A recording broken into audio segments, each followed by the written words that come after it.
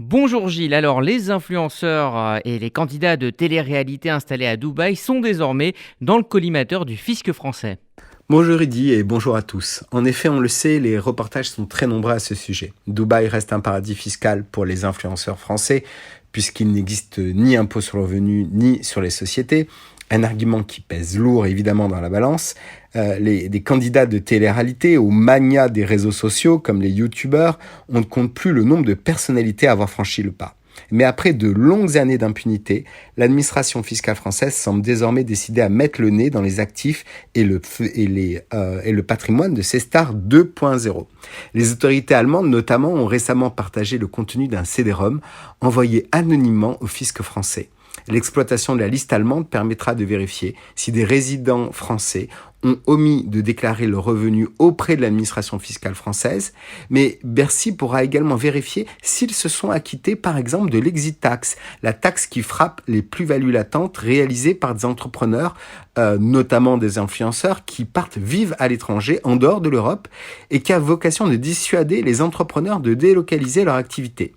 Les taux se resserrent également côté français, mais aussi côté émirati. Les autorités locales émiraties souhaitent donner un statut formel à ces influenceurs, qui doivent désormais se soumettre à une TVA de 5%, ça semble ridicule, mais c'est quand même 5%, si leur revenu dépasse 80 000 euros par an. Ces derniers sont également peu nombreux à consulter les fiscalistes et ils se rendent compte que maintenant, aux Émirats, il y a des licences d'influenceurs qui sont obligatoires et que même si on souhaite avoir une licence d'influenceur, on est obligé d'avoir des sociétés émirati onshore, c'est-à-dire avec une sorte de sponsor émirati qui détiendrait 51% des actions de cette société. On voit que le soleil émirati commence à se ternir. Alors les exilés français à Dubaï doivent-ils craindre les foudres de Bercy ? Et oui, Rudy, c'est difficile à dire pour le moment, même si dans les prochains mois, on s'attend à des révélations qui pourraient mettre à mal de certaines personnalités, youtubeurs et influenceurs françaises qui ont décidé de partir à Dubaï. Les sommes sont vertigineuses, chiffrées en millions d'euros. Bercy a décidé de créer des brigades spécialisées dans la délinquance financière avec des officiers de police judiciaire. Il y a aussi, bien sûr, l'usage maintenant, depuis février 2021, de l'exploitation des réseaux sociaux. Donc, on ne peut plus être en privé comme on le souhaite. Le fisc a accès à tous les réseaux, que ce soit les TikTok, les Instagram ou les Facebook et autres Snapchat.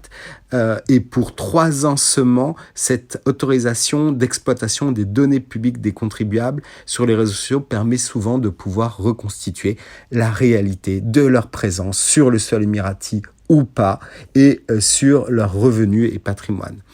Pour savoir si un expatrié doit payer ses impôts en France, il faut saisir la différence entre l'exil fiscal, qui est parfaitement légal, et la fraude fiscale. Un exilé fiscal prend la décision de quitter la France pour aller vivre dans un autre pays, car il a un projet de vie, et si la fiscalité d'un autre pays lui est plus favorable, eh bien, tant mieux pour lui. Mais il doit en revanche s'acquitter de ses dernières obligations fiscales.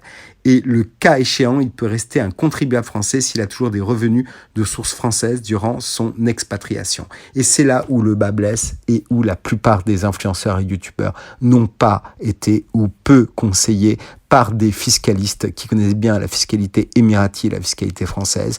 Et ils n'ont pour la plupart pas réalisé ni de quitus fiscaux, ni d'exit tax, qui est bien sûr un moyen de pouvoir dissuader les Européens d'aller en dehors du sol de l'Union européenne, puisqu'on donnait des sortes de garanties bancaires si on a une société qu'on exploite jusqu'au jour de son départ, et surtout ne possède pas le fameux sésame qui est le CERFA 5000 et qui est le seul document qui soit opposable à l'administration fiscale française et qui permette clairement de pouvoir afficher qu'on a été déclaré comme un résident fiscal de son pays émirati, et puis également un résident fiscal français qui a informé la Caisse des Français de l'étranger qu'il était régulièrement parti sous d'autres cieux et en l'occurrence en dehors de l'Union européenne. Très bonne semaine à tous.